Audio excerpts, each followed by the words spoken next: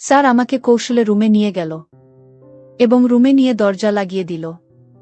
দরজা লাগিয়ে দিয়ে স্যার আমাকে বলল যে, জয়ন্তী, অনেক দিন ধরে আমার মনের ভিতর একটা কথা আটকে রেখেছি, কিন্তু আমি তোমাকে বলতে পারিনি। জয়ন্তী, আমি তোমাকে অনেক অনেক ভালোবাসি। কথাটা না বলে আমি আর থাকতে পারছি না। তোমার রূপ, তোমার লাবণ্য, তোমার যৌবন, তোমার চোখের চাহনি, তোমার হরিণীর মতো চোখ, তোমার বনলতার মতো চুল, তোমার ব্যবহার, তোমার মিষ্টি মিষ্টি কথা। জয়ন্তী, আমি তোমার এইসব কিছুর মায়ে পড়ে গেছি।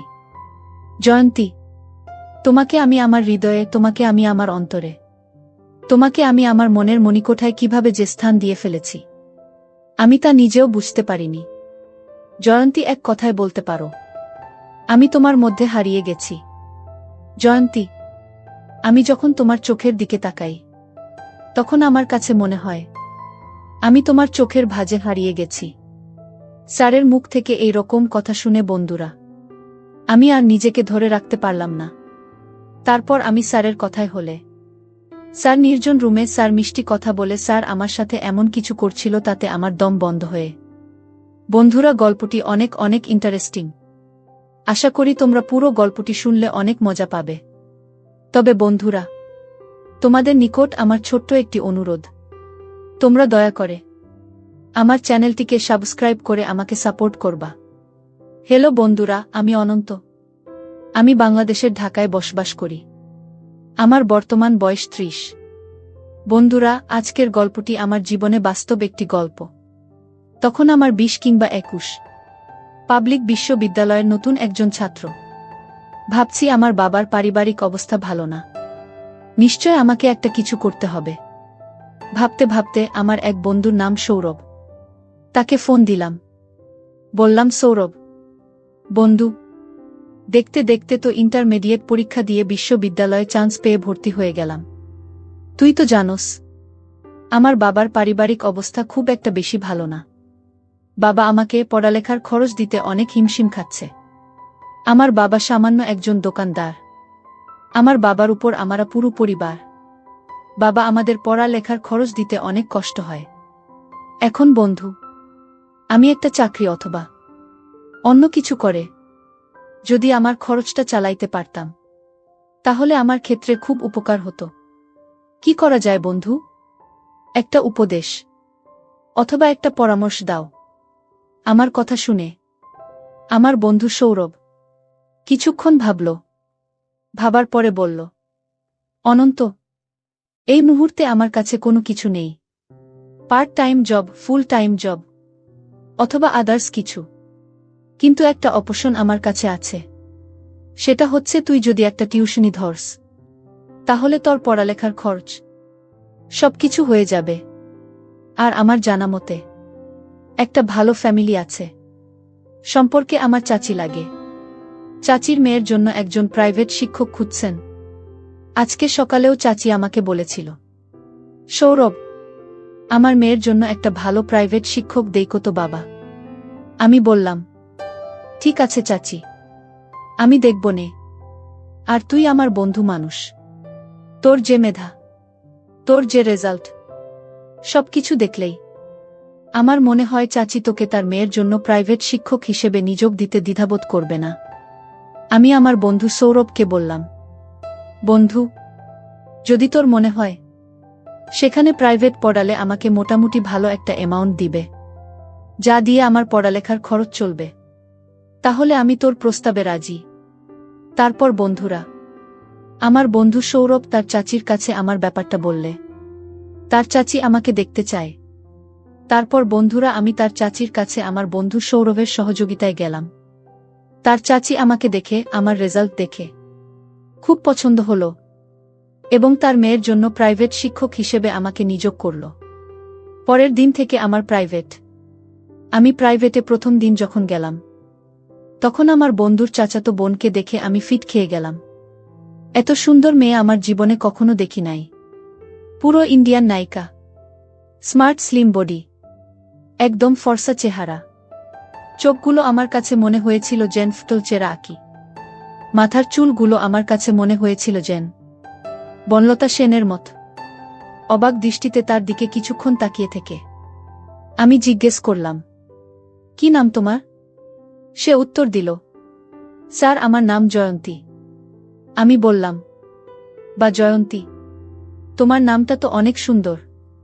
তোমার নামটা যেমন সুন্দর, তুমিও এমন সুন্দর। জয়ন্তী আমার কথা শুনে একটা মুচকি হাসি বলল, স্যার আপনি অনেক রসিক মানুষ, আপনি অনেক মজার মানুষ। আমি বললাম, জয়ন্তী কিভাবে বুঝলা যে আমি অনেক রসিক মানুষ, আমি অনেক মজার মানুষ? জয়ন্তী বলল, স্যার আমি অষ্টম শ্রেণীর ছাত্রী, আমার বয়স মোটামুটি কম না, তারপরও আমার ভেড়ে ওঠা, আমার বর হয়ে ওঠা সবকিছুই আধুনিক পরিবারে। আমি বুঝি স্যার, একটা মানুষ কিভাবে কথা বললে আমার কাছে মনে হয় সেই মানুষটা রসিক। সেই দিক থেকে স্যার আপনি রসিক মানুষের অন্তর্ভুক্ত। অষ্টম শ্রেণীতে পড়ুয়া একটা ছাত্রীর কথা শুনে আমার মাথা ঘুরে গেল। একটা ছাত্রী এত বিচক্ষণ শক্তি দিয়ে রসিক মানুষ বের করতে পারে, আমার জানা ছিল না।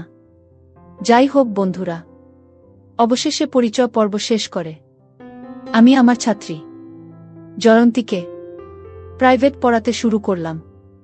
সেদিন ছিল প্রথম দিন। প্রথম দিন থেকেই বুঝতে পেরেছিলাম তার মেধা অত্যন্ত প্রকট, যে কারণেই তাকে প্রাইভেট পড়ানোর আগ্রহ আমার আরও বেড়ে যায়।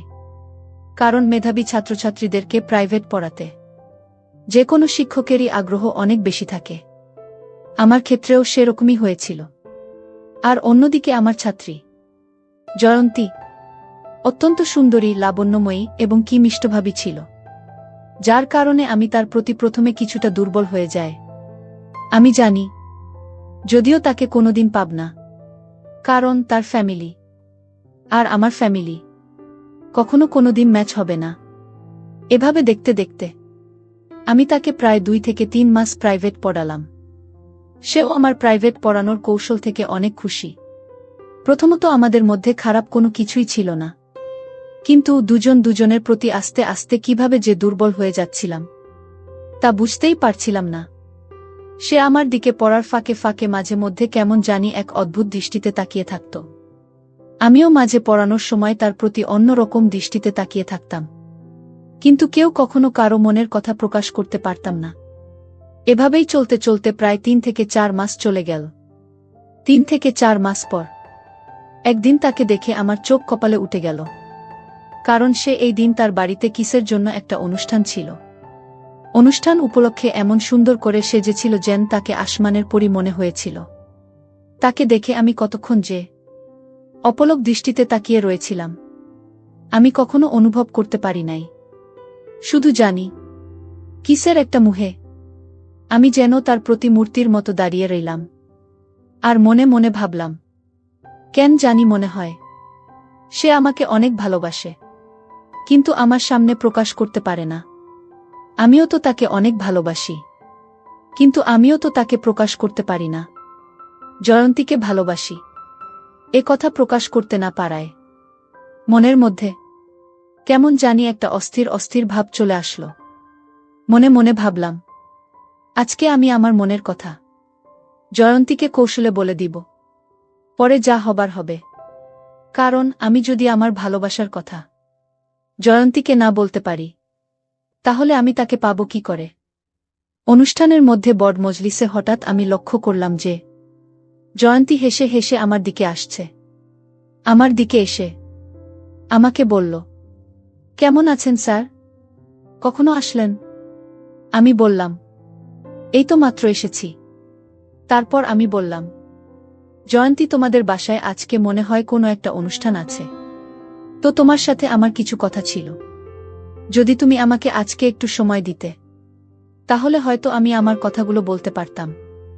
জয়ন্তী বলল, কোনো সমস্যা নাই স্যার, আপনি বলেন কখন, কোথায় আপনাকে সময় দিতে হবে। আমি বললাম, জয়ন্তী আমার একটা ফ্রি জায়গা লাগবে, যাতে করে তোমার সাথে আমি মন খুলে কথা বলতে পারি। জয়ন্তী বলল, ঠিক আছে স্যার, কোনো সমস্যা নাই, আমাকে কোথায় যেতে হবে সেটা বলুন। আমি বললাম, জয়ন্তী চলো তোমার রুমে যাব। সেখানে আমি তোমাকে আজকে কিছু কথা বলবো, যে কথাগুলো আমার মনের ভিতর শুধু ঘুরপাক খাচ্ছে, তোমাকে বলতে পারছি না। তারপর ভরা মজলিস থেকে স্যার আমাকে কৌশলে আমার রুমে নিয়ে গেল এবং রুমে নিয়ে দরজা লাগিয়ে দিল। দরজা লাগিয়ে দিয়ে স্যার আমাকে বলল যে, জয়ন্তী, অনেক দিন ধরে আমার মনের ভিতর একটা কথা আটকে রেখেছি, কিন্তু আমি তোমাকে বলতে পারিনি। জয়ন্তী, আমি তোমাকে অনেক অনেক ভালোবাসি। কথাটা না বলে আমি আর থাকতে পারছি না।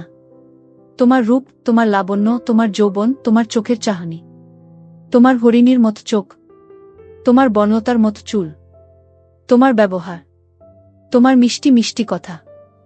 জয়ন্তী, আমি তোমার এইসব কিছুর মায়ে পড়ে গেছি। জয়ন্তী, তোমাকে আমি আমার হৃদয়ে, তোমাকে আমি আমার অন্তরে, তোমাকে আমি আমার মনের মণিকোঠায় কিভাবে যে স্থান দিয়ে ফেলেছি, আমি তা নিজেও বুঝতে পারিনি। জয়ন্তী, এক কথায় বলতে পারো, আমি তোমার মধ্যে হারিয়ে গেছি। জয়ন্তী, আমি যখন তোমার চোখের দিকে তাকাই, তখন আমার কাছে মনে হয় আমি তোমার চোখের ভাঁজে হারিয়ে গেছি। আমি তোমার প্রেমের আগুনে পুড়ে ছাই হয়ে যাচ্ছি। জয়ন্তী, তাই আমি তোমাকে আমার কথাগুলো না বলে আর থাকতে পারছিলাম না। জয়ন্তী, আমি আমার সব কিছু দিয়ে তোমাকে অনেক অনেক ভালোবাসি এবং আমি আমার ভালোবাসা নিবেদন করছি। জয়ন্তী, প্লিজ, দয়া করে তুমি আমার ভালোবাসা গ্রহণ করো।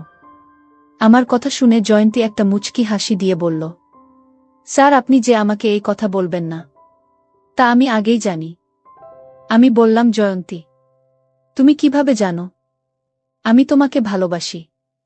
জয়ন্তী বলল, স্যার, আপনার চোখের ভাষা আমাকে সবকিছু বলে দেয়। আমি এতদিন অপেক্ষায় ছিলাম আপনার মুখ থেকে কখন এই কথাটা আমি শুনতে পাবো বলে। আজকে আমি ধন্য, আপনার মতো একজন মেধাবী ছেলে আমাকে ভালোবাসে কথাটা জানতে পেরে। স্যার, আমিও আপনাকে অনেক ভালোবাসি, কিন্তু স্যার, আপনার আমার ভালোবাসা আমার বাবা মা কখনো মেনে নিবে না। তাই স্যার, আমি শুধু শুধু আপনাকে ভালোবেসে কষ্ট দিতে চাচ্ছি না। আপনি স্যার বিকল্প চিন্তা করেন। আমি বললাম, জয়ন্তী, ভালোবাসা মানুষের জীবনে একবারই আসে, আর তুমি সে আমার প্রথম ভালোবাসা। তোমাকে না পেলে হয়তো আমার অবস্থা খুব খারাপ হয়ে যাবে। তবে জয়ন্তী, তুমি যদি আমার একটা কথা শোনো, তাহলে তোমার আমার সম্পর্ক তোমার বাবা মা মেনে নিতে বাধ্য হবে। আমি বললাম, কি সম্পর্ক? তখন স্যার আমাকে বলল যে, জয়ন্তী, তুমি যদি রাজি থাকো, তাহলে তোমার সাথে আমি এমন ধরনের সম্পর্ক করব যার ফলে তুমি আমার বাবুর মা হয়ে যাবে। তাহলে দেখবে তোমার আব্বা আম্মা এমনিতেই মেনে নিবে। জয়ন্তী, তুমি আমাকে কি ভালোবাসো না? তুমি যদি আমাকে ভালোবাসো, আশা করি তুমি আমার কথাটা রাখবে। জয়ন্তী, আমি তোমাকে চাই, জীবনে মরণে, শয়নে স্বপ্নে, সব সময় আমি তোমার পাশে থাকতে চাই। জয়ন্তী, প্লিজ না করো না, একটু সুযোগ দাও, দিয়ে দাও। তারপর বন্ধুরা একদিন স্যার আমাকে কৌশল করে বাসায় কেউ না থাকায় জীবনের প্রথম বসন্তের ফুলটা ফুটিয়ে ফেলেছিল। তারপর বন্ধুরা স্যারের সাথে আমার আর পারিবারিকভাবে বিয়ে হয়নি, কিন্তু অতীতের স্মৃতিগুলো আমাকে মাঝে মধ্যে খুব কষ্ট দেয়া। যাকে নিয়ে এত স্বপ্ন দেখেছিলাম, যার হাতে সঁপে দিয়েছিলাম জীবনের প্রথম, জীবনের শ্রেষ্ঠ সম্পদ, সে আজ অন্যের, আমিও আজ অন্যের। বিস্ময়কর পৃথিবী, বিস্ময়কর মানুষ। অর্থবিত্তের কারণে দুটি মন আজ আলাদা, দুটি প্রাণ আজ আলাদা। তবুও দোয়া করি সেই স্যারের জন্য, যে ছিল আমার জীবনের প্রথম ফুলের মালি। বন্ধুরা, আজকে এই পর্যন্তই। গল্পটি যদি তোমাদের ভালো লাগে, তাহলে অবশ্যই লাইক, কমেন্ট, শেয়ার করবা। বন্ধুরা, তোমরা যদি এরকম ধরনের ইন্টারেস্টিং গল্প পেতে চাও, তাহলে দয়া করে আমার চ্যানেলটিকে সাবস্ক্রাইব করে আমাকে সাপোর্ট করবা। পরিশেষে তোমাদের সুস্থতা কামনা করছি। ভিডিওটি দেখার জন্য তোমাদের সকলকে অসংখ্য ধন্যবাদ।